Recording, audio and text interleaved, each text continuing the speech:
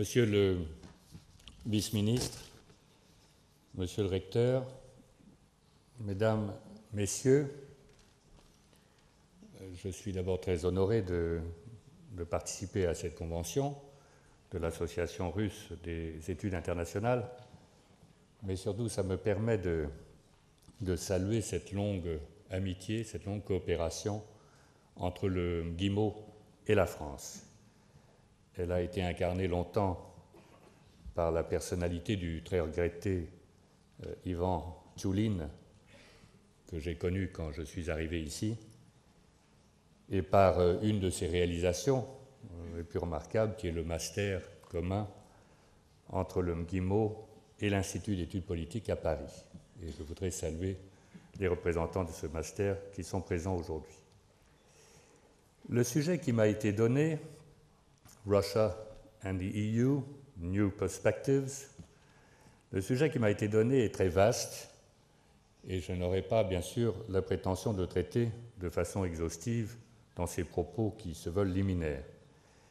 Mais je voudrais l'aborder à partir des impressions que j'ai recueillies ici depuis mon arrivée, il y a près de 2 ans, et surtout à la lumière des derniers développements de l'actualité. Je parle de la crise géorgienne. Comme vous le savez, le président Sarkozy est intervenu à 2 reprises, en venant ici, à Moscou, agissant comme médiateur dans cette crise. Il est certes venu dans sa capacité de président de la République française. Il avait, à cet égard, noué des relations confiantes avec le président Medvedev, et avant ça, avec celui qui était le président de la Fédération de Russie, M. Poutine, devenu Premier ministre, qui était venu le voir comme Premier ministre à Paris. Ces relations, bien évidemment, personnelles, que les chefs d'État et chefs de gouvernement nouent, jouent un rôle important dans la confiance qui peut se créer. Mais le président Sarkozy est intervenu, je dirais, davantage encore comme président de l'Union européenne, la France ayant la présidence depuis le 1er juillet. Et s'est muni d'un mandat moral qu'il s'est senti en droit d'agir comme il l'a fait au début du mois d'août, dans des conditions qui n'étaient pas évidentes. Mais c'est comme président de l'Union européenne qu'il a trouvé sa légitimité. Il avait d'ailleurs, comme il l'a précisé lors de la conférence de presse à l'issue de ses discussions avec le président Medvedev, il avait auparavant téléphoné à Mme Merkel, téléphoné à M. Berlusconi, s'était assuré de l'appui de nombreux autres dirigeants européens, et notamment, je dois dire, des Polonais. Et au lendemain de cette première rencontre, qui a abouti dans le plan en 6 points, qui est la base de l'accord sur lequel nous travaillons à l'heure actuelle, M. Kouchner a été chargé de réunir le Conseil Affaires Générales à Bruxelles pour entériner a posteriori le travail qui avait été fait au nom des 27 par la présidence française. Tout au cours du mois d'août et au début du mois de septembre, la concertation interne à l'Union européenne a été constante. Elle a été constante dans les capitales, elle a été constante à Bruxelles, et elle a été menée par les soins de cette ambassade, ici même à Moscou, par des réunions quasi quotidiennes avec l'ensemble de nos partenaires de l'Union au niveau des ambassadeurs ou de leurs adjoints. La deuxième fois que le président Sarkozy est venu, au début du mois de septembre, c'est cette fois avec un véritable mandat qui lui a été donné par le Conseil européen qui s'est réuni à sa demande le 1er septembre. Et il est venu cette fois, non pas seul, mais accompagné du président de la Commission, M. Barroso, et du haut représentant du Conseil, M. Solana. Là aussi, les conclusions auxquelles on a abouti après cette réunion qui s'est tenue le 8 septembre ont été entérinées par le Conseil Affaires Générales qui s'est réuni le 15 septembre à Bruxelles. Donc vous voyez, c'est vraiment en tant que président de l'Union européenne que l'action du président Sarkozy a été menée. Et pourtant, et ce sera le point de départ de ma réflexion, le moins qu'on puisse dire, c'est que du côté russe, on n'a pas mis beaucoup d'enthousiasme à prendre en compte l'aspect européen de cette médiation, ni le fait que le président Sarkozy se présentait en tant que président de l'Union européenne. De même, lorsque le 1er septembre, les chefs d'État et de gouvernement de l'Union européenne ont décidé de suspendre la négociation de l'accord de partenariat Union européenne-Russie, en attendant la mise en œuvre de l'accord en 6 points, la Russie a affecté une certaine indifférence en minimisant l'importance de cet accord. Or, je rappelle que cet accord, qui doit remplacer le précédent accord de coopération et de partenariat qui date de 1997 et qui était valable pour 10 ans et qui est donc venu à échéance à la fin de l'année dernière, ce nouvel accord doit servir de cadre à notre relation pour une nouvelle période, un cadre ambitieux et même un cadre juridiquement contraignant qui couvre l'ensemble des 4 espaces que nous avons définis ensemble en 2004, l'espace économique, l'espace de la liberté, de la sécurité et de la justice, l'espace de la sécurité extérieure, l'espace de la culture, de la science et de la recherche. Ce n'est pas dans ma courte présentation de cette problématique que je vais trouver des explications à cette attitude qui est cependant assez troublante. Mais il est clair que l'atmosphère qui règne actuellement en Russie, qui est faite d'une certaine désaffection par rapport à l'Occident, eh bien, dans ce cadre, la relation avec l'Union européenne ne sort pas indemne. On est loin de la période du début des années 90 où certains envisageaient une adhésion à terme de la Russie à l'Union, ou même une association, ou du moins une association beaucoup plus étroite. Maintenant, on égrène plutôt les reproches sur les occasions manquées, les malentendus, les refus dont l'Union européenne aurait été coupable par rapport à la Russie et qui expliquent l'attitude actuelle. En réalité, et j'en ai été témoin dans mes précédentes fonctions, la relation entre l'Union européenne et la Russie s'est un peu aigrie avec l'élargissement de 2004 et l'entrée dans l'Union, notamment d'un certain nombre de pays qui avaient des liens étroits autrefois avec l'URSS. Je pense notamment aux États baltes, anciens membres de l'URSS. Il est clair que la Russie préférait l'Europe à 15 à l'Europe à 25, qui, sans qu'elle le dise explicitement, venait s'installer dans sa zone d'influence et camper à ses frontières. Et cela d'autant, tout le monde le sait, que les relations de voisinage sont des relations souvent pleines de frictions qui peuvent facilement être exploitées si on le souhaite. La crise irakienne a provoqué, au moment même de cette adhésion des 10 nouveaux États membres, une profonde fracture au sein de l'Union européenne. La Russie, dans cette crise, avait des positions qui l'ont beaucoup rapprochée de la France et de l'Allemagne, et au contraire éloignée de pays comme la Grande-Bretagne, mais je rappelle aussi de l'Espagne d'Aznar et de l'Italie de Berlusconi, qui avait fait des choix différents. La Russie s'est donc convaincue à ce moment-là que l'Europe, comme entité politique, était en réalité une fiction et qu'il valait mieux, pour être efficace, s'allier plutôt au parti qu'au tout, c'est-à-dire à certains États membres, plutôt que se rapprocher d'un ensemble qui ne restait que virtuel à ses yeux.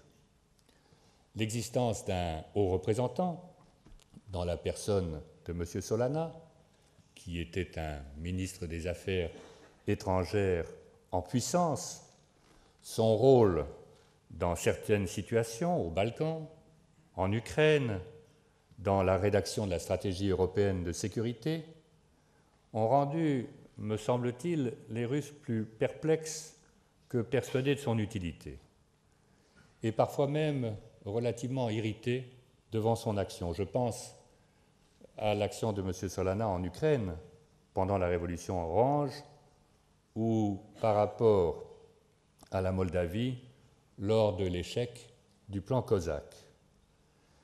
J'ai eu l'impression que la Russie n'était pas vraiment convaincue qu'il parvenait à représenter l'Union européenne en train de se faire sur le plan politique. La seule fois où la Russie a accepté véritablement le rôle de Solana, c'était en réalité parce que la France et l'Allemagne l'avaient imposé, c'est dans la négociation iranienne où Solana est devenu le porte-parole non seulement des 3 Européens du groupe des 6, mais également de la Russie, de la Chine et des États-Unis. La seule réalité qu'accepte la Russie en ce qui concerne l'Union européenne, c'est en fait sa réalité économique et normative. La Russie réalise plus de la moitié de son commerce avec l'Union européenne.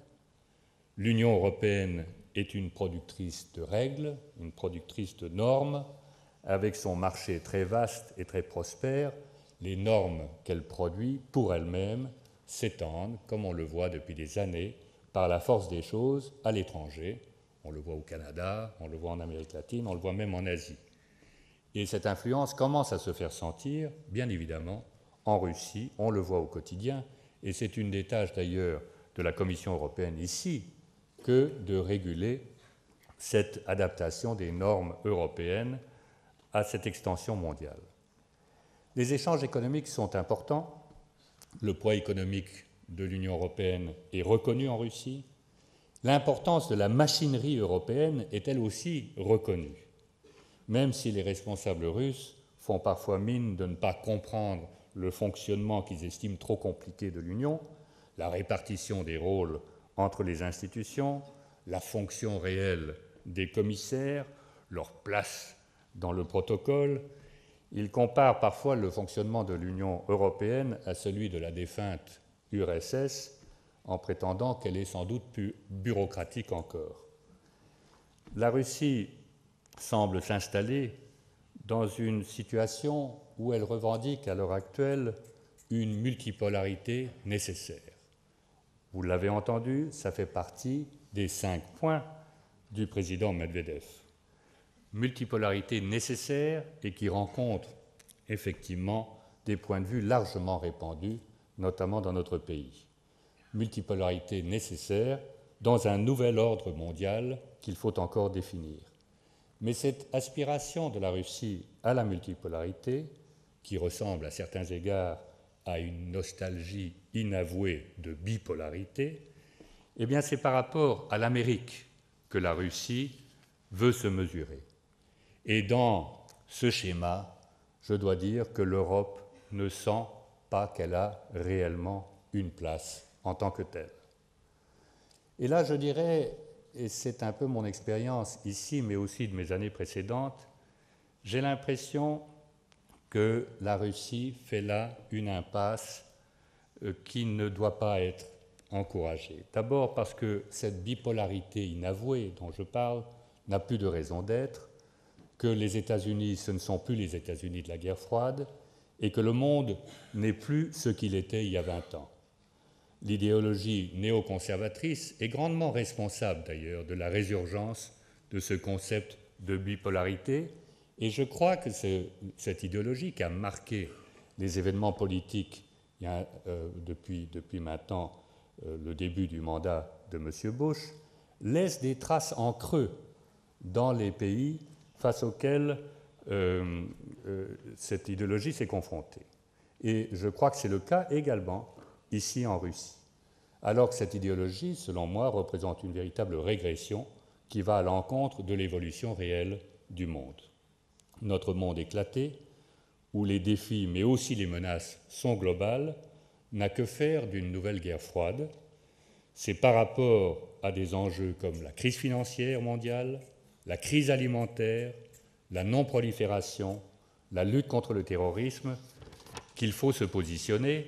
Et c'est là que cette construction originale qu'est l'Union européenne, avec son existence fondée sur la négociation permanente, la recherche du compromis, l'adaptation des cultures, l'acceptation de l'autre, est profondément moderne et exemplaire.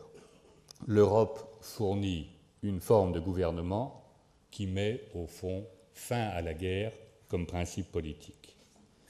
La Russie et l'Europe ont des intérêts convergents sur tous ces grands défis que je viens d'énumérer.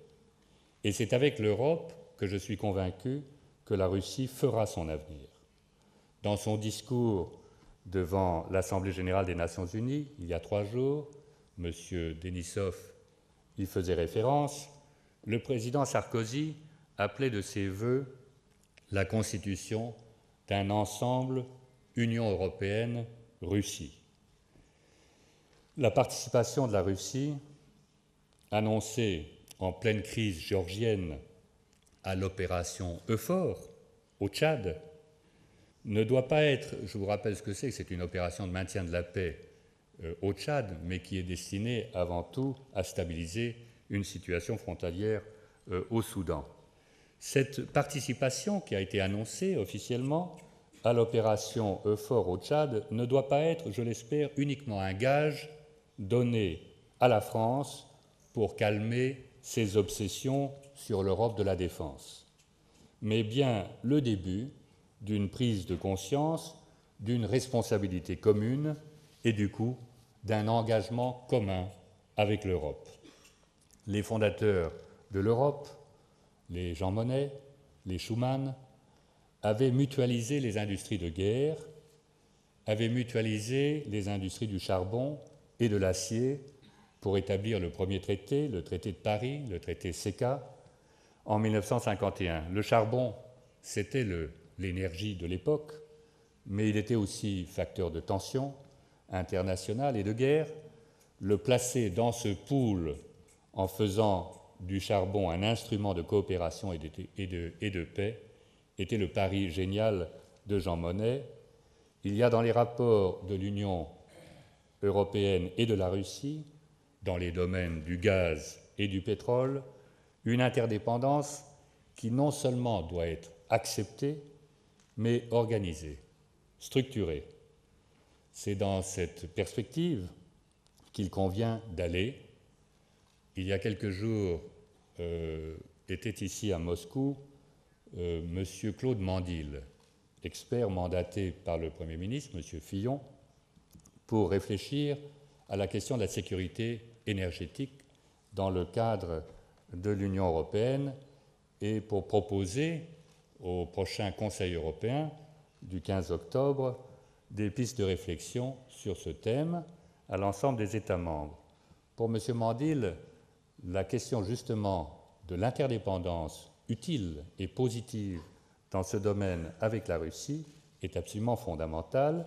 Il a trouvé ici, lors de son 2e séjour, un accueil que j'ai trouvé extraordinairement encourageant à cet égard.